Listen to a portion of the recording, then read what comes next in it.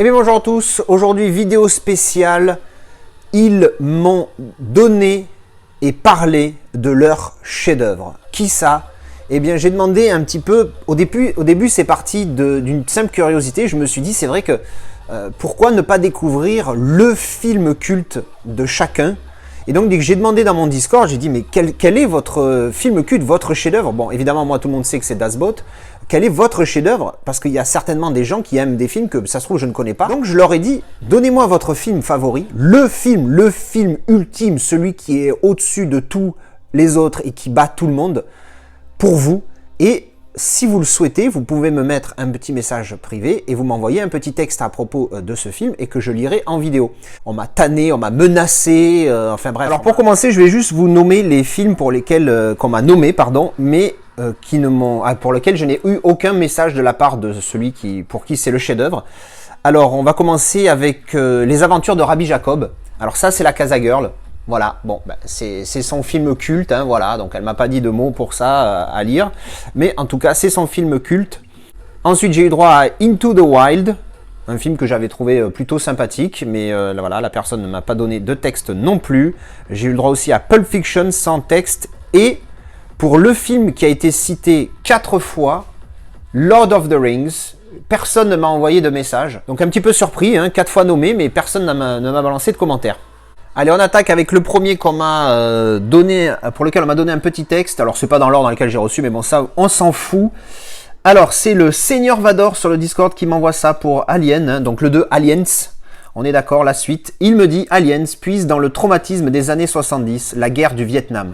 Pour preuve, il suffit de voir le nombre de films produits en l'espace de moins de 10 ans après la fin du conflit. Voyage au bout de l'enfer, The Deer Hunter en 1978, Apocalypse Now en 1979, First Blood en 1982 ou encore Platoon en 1986. Achevé en 1975 à l'issue du conflit vietnamien et une décolletée infligée aux Américains surmilitarisés par les guerrillos Viet Cong sous-militarisés. Cameron le confirme dans une interview concernant son film. Cette guerre a été la preuve que la technologie ne fonctionne pas. Je voulais montrer cela dans mon film. Il s'inspira même du syndrome d'anciens combattants du Vietnam qui avaient besoin d'exorciser leur traumatisme en retournant sur place confronter leur peur pour en faire la raison profonde et psychologique du retour de Ripley sur LV-426 qui ne cesse de revivre le massacre du Nostromo dans ses cauchemars. Aliens sera donc un Vietnam horrifique dans l'espace où la technologie ne fonctionne pas, où les aliens autochtones mettent une raclée à main nue aux Marines et à leurs gros flingues et où les vétérans d'une ancienne guerre doivent retourner exorciser leurs démons. Est-il utile de parler des acteurs Michael Biehn, Sigourney Weaver, Bill Paxton? Voilà, donc ça c'est pour Aliens. De la part de Seigneur Vador, hein, son pseudo. Eh ben oui, il s'appelle Seigneur Vador, mais c'est pas un Star Wars, son film préféré. Donc hein, Aliens, je valide un super film. Moi j'avais mis combien? J'ai mis 8, hein, j'ai mis 8 sur IMDb, donc c'est quand même pas rien. Super film. J'avoue que moi aussi c'est peut-être mon préféré de la saga des Aliens. Le 1 est tellement mythique parce que c'est le premier, mais c'est pas tout à fait entre le 1 et le 1 est plus film d'horreur. Le Aliens, il est plus film d'action que d'horreur, mais les deux se valent, donc voilà, j'arriverai pas à décider entre le premier et le deuxième. Ensuite, on enchaîne avec Midnight Express, présenté par Surpuissant, le mec modeste avec son petit pseudo. Alors, c'est son film préféré et il nous en dit « Pourquoi Midnight Express est mon film préféré ?» Sachant que Rocky, premier du nom, le talonne de peu. Pour faire court, je conviens qu'il faille prendre avec beaucoup de recul ce drame tiré librement de l'histoire vraie de Billy Hayes, touriste américain incarcéré dans des conditions inhumaines dans une prison turque. Au-delà de la critique virulente de la corruption et du contexte géopolitique de l'époque, tension Turquie-USA, ce film n'en reste pas moins un chef-d'œuvre intemporel du cinéma 1978. Tout simplement pour les émotions qu'il procure, il me prend littéralement aux tripes, j'ai beau l'avoir vu de très nombreuses fois, j'en ai systématiquement la chair de poule à chaque visionnage. Dans cette crasse et cette noirceur de cette prison immonde, à bien des égards, ils sont de l'âme humaine, la capacité d'un être humain à se montrer résilient et à surmonter l'insurmontable. L'empathie que le spectateur a pour Billy, on s'accroche avec lui à cet espoir de s'évader un jour, de prendre l'express de minuit et de se faire la belle. Alors oui, c'est loin d'être un feel-good movie, mais quel acting prodigieux, que ce soit Brad Davis, acteur habité par son rôle, disparu bien trop tôt, ou John Hurt par exemple. La mise en scène tellement magnifiée par la bande originale de Giorgio Moroder. Il s'agit vraisemblablement d'un choix non conventionnel et iconoclaste, mais c'est le mien.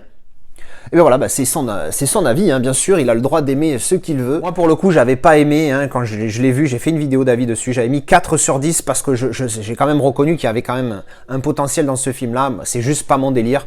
Ce qu'il dit, je valide, hein, on est quand même bien imprégné dans le film, les acteurs sont à fond dedans et c'est très bien joué par tout le monde. Alors ensuite on a Game Night, oui, il faut l'excuser, il est très très jeune, donc il n'a pas encore une culture cinématographique bien imprégnée comme nous, les trentenaires, les quarantenaires, voire plus. Donc il me dit, c'est le petit Romain _ Studio, il m'a mis ça sur le Discord, il me dit, alors mon film chef-d'œuvre c'est Game Night et pour moi c'est la meilleure comédie / action énigme. Les acteurs et actrices sont excellents. J'ai ri aux éclats du rôle du voisin policier. La fin m'a bien surpris. Les musiques sont bien choisies, notamment du Queen et Quando. Alors je sais pas ce que c'est. Ma scène préférée, sans trop spoiler, c'est la scène de l'œuf à la Fight Club. Et le petit plus pour les références d'autres films qui m'ont bien fait marrer. Donc voilà, un petit jeune qui m'a donné son avis. Il n'y a pas de raison que je le partage pas. Pour le moment, c'est son film culte. C'est chacun son choix bien sûr. Il a 6,9 sur IMDb, moi j'avais mis 6, je l'avais trouvé sympathique, mais bon voilà, pas non plus à casser 3 pattes à un canard. Alors ensuite, il est un peu plus vieux lui, mais quand même, pas bien jeune, je crois qu'il a 19 ou 20 ans. Donc son film préféré, alors là j'ai mis les 3 juste pour montrer les styles parce qu'il déboîte avec cette continuité, mais Back to the Future, le premier du nom. Il me dit, alors pour moi, Back to the Future 1, je dirais déjà que c'est le film de mon enfance. C'est kiffant de voir différentes époques dans un même film, la musique de Power of Love est géniale, les décors sont géniaux et les personnages sont marquants évidemment. C'est un peu pour tout ça que je l'aime et que je l'aimerai toujours, je l'espère. Toto du Discord, donc Back to the Future, c'est son film culte. Bon évidemment moi je suis ultra fan, hein. Back to the Future c'est la folie. Je suis un gros fan de cette trilogie, je sais pas si j'en préfère l'un ou l'autre. Quand j'étais gamin j'aimais bien le 2 parce que voyage dans le futur, tout ça. Maintenant j'aime les 3, peut-être que le 3 est un chouïa en dessous, mais tout petit chouïa. Mais sinon, ouais, le 1 et 2 sont... Enfin, le 1, je crois, le 1 en fait. Donc, je ne l'ai pas noté sur IMDb, 8,5 il a sur IMDb. Moi, je ne l'ai pas encore noté parce que je ne l'ai pas revu depuis que je note, ou j'ai dû le zapper, ou je sais pas quoi. Mais je pense que là, de tête, hein, le premier, je mettrai un solide 8. Après avoir le jour où je les reverrai en 4K, parce que je les ai toujours pas vus en 4K. Alors juste un truc, je précise aussi que leurs avis, ils me les ont envoyés, mais je ne les ai pas lus, donc je les découvre en même temps que vous. Alors ensuite, on a A Quiet Place, présenté par Chucky, qui nous dit « Film découverte de 2018, j'en avais entendu parler avec de bonnes critiques et j'adore ce genre de suspense et des créatures. Donc je l'ai acheté et effectivement très très bon. Un film bourré de suspense et de tension car comme le titre l'indique, aucun bruit au début. Du coup, on se pose des questions. Pourquoi ? Et la première scène d'action sur le pont qui te met dans l'ambiance tout de suite, acting génial, les parents protecteurs de leurs enfants, Emily Blunt captivante dans la mère et le père John Krasinski qui veut le mieux pour sa famille. Bref, un film prenant du début à la fin. On a envie de savoir ce qui se passe après. Pas de longueur, scénario original pour moi, une superbe découverte, je conseille à tous ceux qui ne l'ont pas vu. Voilà, présenté par Chucky. Et oui, il s'appelle Chucky, mais son film n'est pas un film sur Chucky. Alors pour le coup, moi j'ai vu récemment, en plus en 4K, et qui est de bonne facture le 4K, j'ai vu A Quiet Place, j'avais mis 6 sur 10, il a 7,5 sur IMDb. C'est un film qui m'a bien plu, mais qui m'a pas hypé plus que ça, mais c'est franchement un bon film. Ensuite, on enchaîne avec Fight Club, alors là, ça va aller très vite. C'est Arkham qui nous dit « Fight Club, le film qui a déclenché mon amour pour le cinéma quand je l'ai vu adolescent, parfait de A à Z. » C'est concis, mais au moins c'est clair. Voilà, il s'est pas cassé la tête pour le texte. Moi pour le coup je l'ai revu il y a pas longtemps. J'ai mis 5 sur 10 parce que autant je comprends, il a 8,8 sur IMDb, c'est une putain de note. J'aime le film, je le trouve sympa, mais je vois pas le côté culte pour moi. Enfin, je comprends qu'il puisse l'être pour certains, mais bon, moi j'ai pas accroché plus que ça. Ensuite on enchaîne avec Gladiator. Un putain de film, là c'est le premier je crois où j'ai mis plus de 8, hein. J'ai mis 9 sur 10 sur ce film parce que bon, j'adore ça. C'est Lolo Logikos qui nous présente ça, il me dit « Alors dans un premier temps, tu te doutes que cela n'a pas été facile de choisir car n'en mettre qu'un seul en évidence. Voilà. Mais au final, mon choix s'est porté sur Gladiator. Ce film m'a fait adhérer au genre péplum, même s'il n'est pas le plus fidèle du genre. C'est pas faux. Que d'intensité et d'émotion à travers le parcours de Maximus Decimus. Les décors étaient grandioses et la mise en scène aux petits oignons. On découvrait la violence brute de l'Empire romain, souvent idéalisée dans les récits historiques. Un Joachim Phoenix détestable à souhait et une BO mythique qui enrobe ce chef-d'œuvre. Bref, un régal que je ne me lasse pas de voir. Lolo Geekos, donc, qui nous présente Gladiator. Effectivement, je valide la musique. Ça casse des boîtes. L'histoire, elle est géniale. Enfin bref, moi, je suis un gros fan. Hein, comme je vous ai dit, j'ai mis 9 sur 10. Il a 8,5 sur IMDb. C'est un putain de film. Ensuite, on enchaîne avec Alien. Donc, je valide. Je valide, évidemment. Moi, j'ai mis 8 sur 10. Alien, présenté par Alcor, l'ami Alcor. Donc, le premier du nom, pour le coup. Hein. Alors, il nous dit « J'ai découvert ce film quand j'étais tout gamin, impossible de me rappeler à quel âge, mais ce qui est certain, c'est que j'étais très jeune, je devais à peine avoir 10 ans, et j'en suis tombé amoureux, instantanément. Une VHS enregistrée à la TV, que j'ai usée jusqu'à sa perte.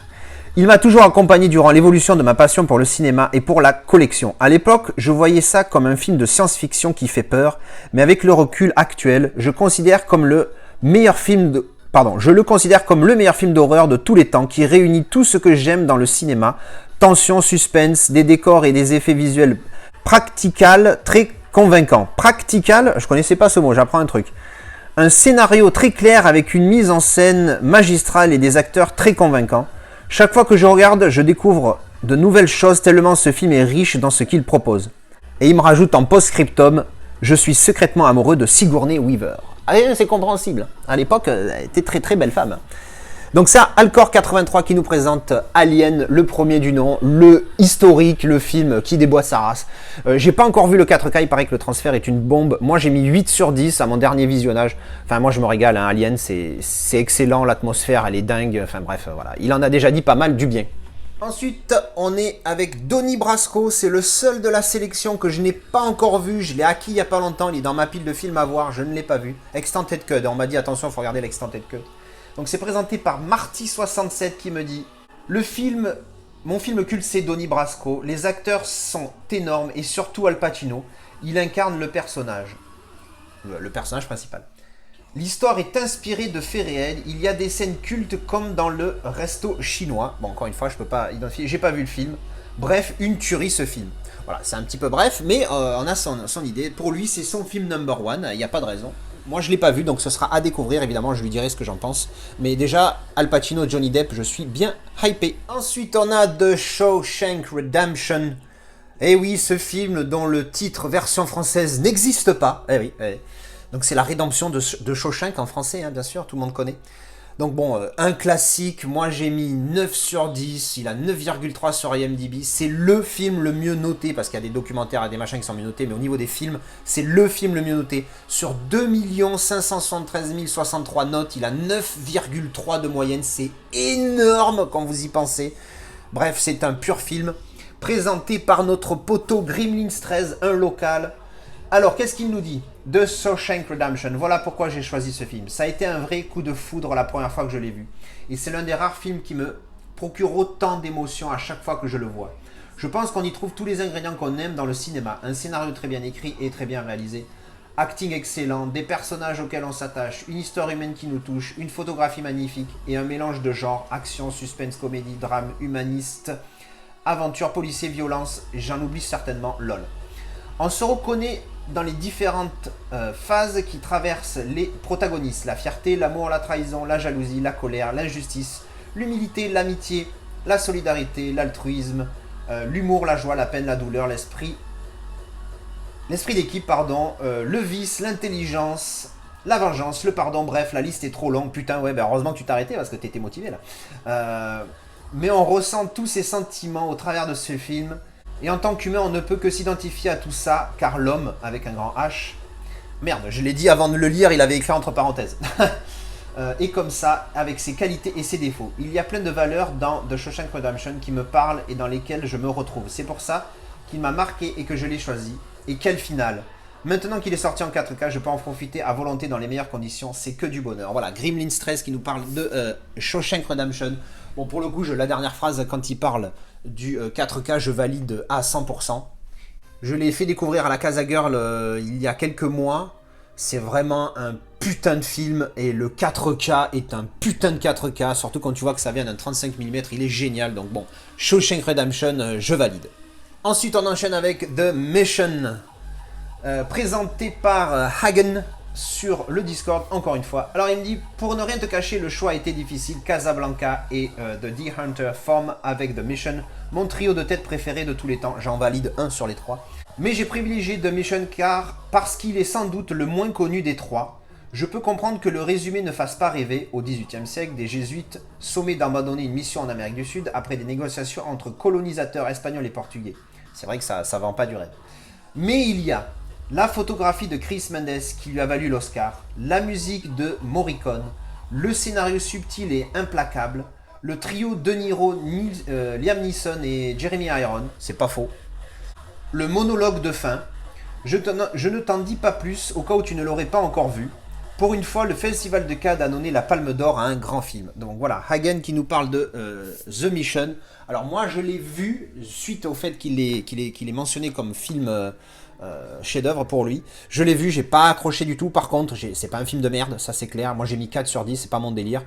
Mais je peux comprendre que c'est un film qui plaise. Il a un potentiel, il a un bel acting et il a une histoire qui peut toucher des gens. Ensuite, on enchaîne avec Unbreakable. Alors c'est un petit jeune, il faut pas lui en vouloir, lui aussi, il a que 15 ans, hein, on peut pas lui en vouloir d'avoir choisi celui-là en chef-d'œuvre, mais bon, c'est un gros dingue du réalisateur. Notre ami T800, le petit jeune du Discord. Alors, qu'est-ce qu'il me dit? Attention, il m'a écrit un pavé. Alors, Incassable est, subjectivement bien sûr, mon numéro 1 de mes films préférés, si ce n'est mon préféré. J'avais dit le préféré, il faut savoir, hein. Il est pour moi le meilleur film de son genre, c'est-à-dire de super-héros. Pour moi, ce film a été extrêmement en avance sur son temps, sorti en l'an 2000, là où encore très peu de productions super-héroïques existaient, Superman, Blade, X-Men.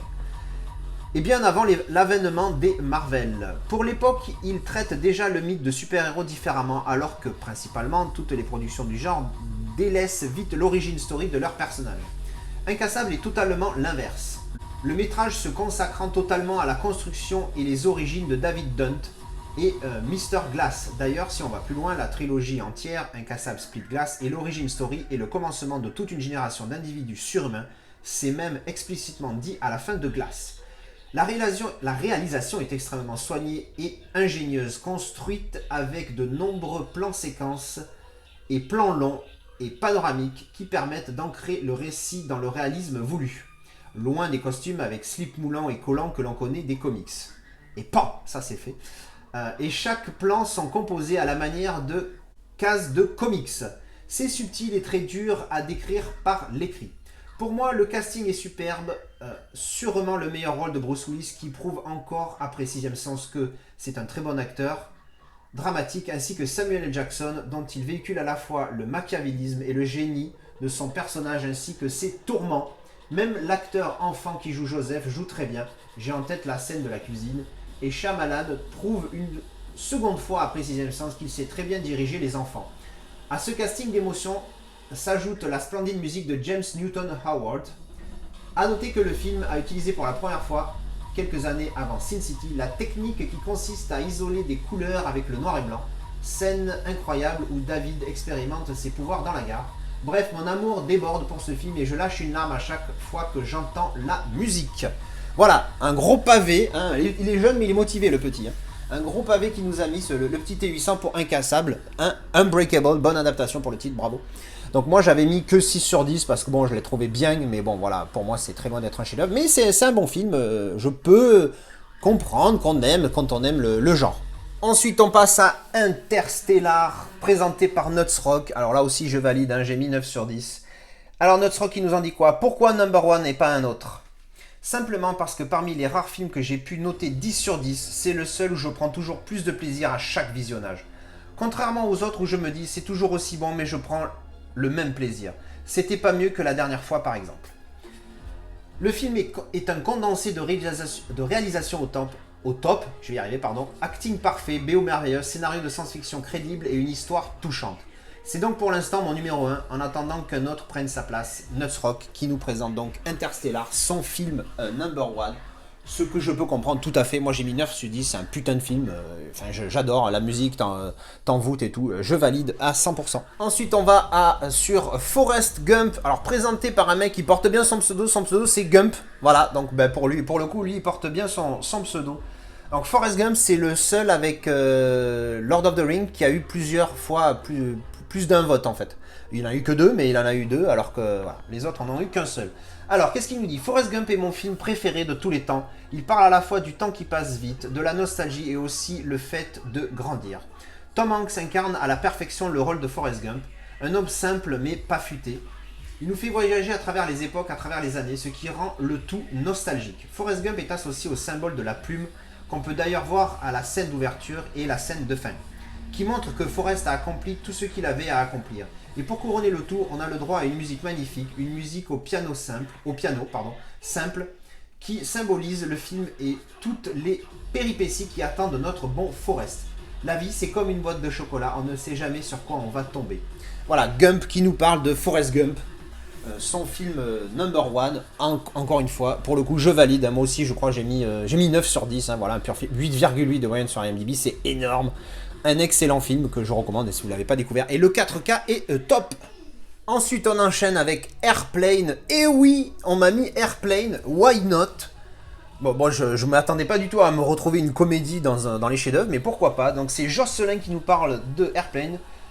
Il me dit mon film préféré, donc, c'est Airplane. En français, c'est Y a-t-il un pilote dans l'avion? Titre de merde. Ça, c'est moi qui le dis, hein, c'est pas lui. Alors, il nous dit.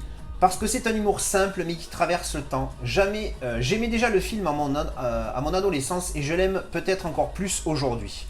Je l'aime car c'est un film qui se transmet à la jeune génération et que mon fils a adoré même s'il n'est pas encore en âge de tout comprendre. C'est un film qui donne la pêche, quoi qu'il arrive, et qui envoie des bonnes vibes.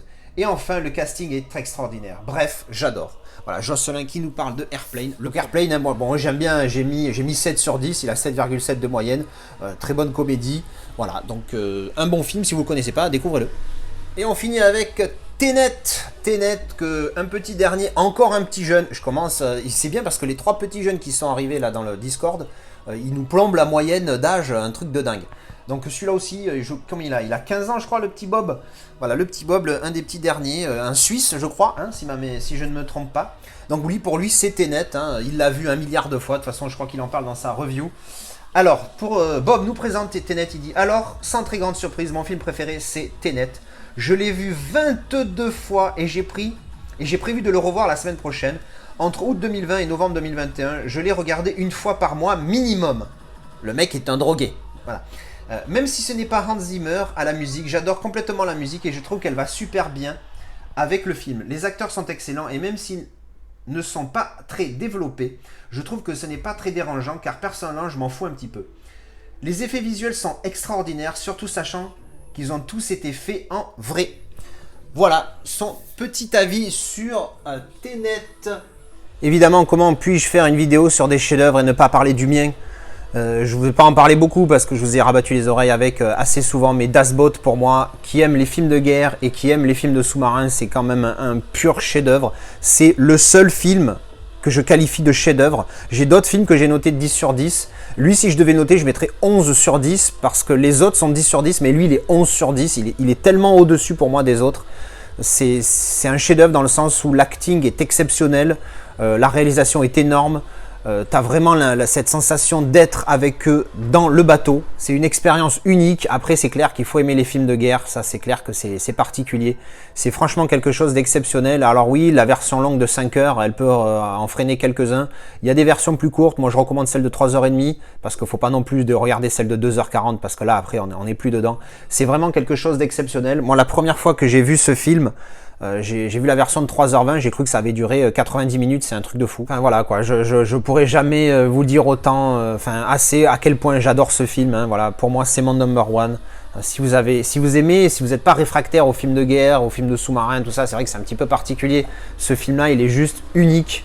tu passes tout le film, tu es avec eux. J'ai jamais ressenti, j'en ai vu d'autres des films de sous-marins où tu as cette petite sensation, mais à ce point-là, elle est quand même dingue parce que c'est vrai, tu es vraiment avec eux dans une petite boîte de conserve. Les mecs, ils sont là pendant des mois, c'est la guerre au sens propre du terme et dans tous les autres sens du terme. C'est franchement exceptionnel. Comment ne pas aimer ce film quand on aime les films de guerre? Après, si on n'aime pas, c'est comme moi avec les comédies musicales, si on n'aime pas, on n'aime pas. Et bien voilà, je finis cette vidéo donc là-dessus. J'espère que le concept vous a plu. Là, j'en suis à 45 minutes d'enregistrement. Je vais faire des cuts, bien évidemment. Je vais essayer de faire ça le plus court possible.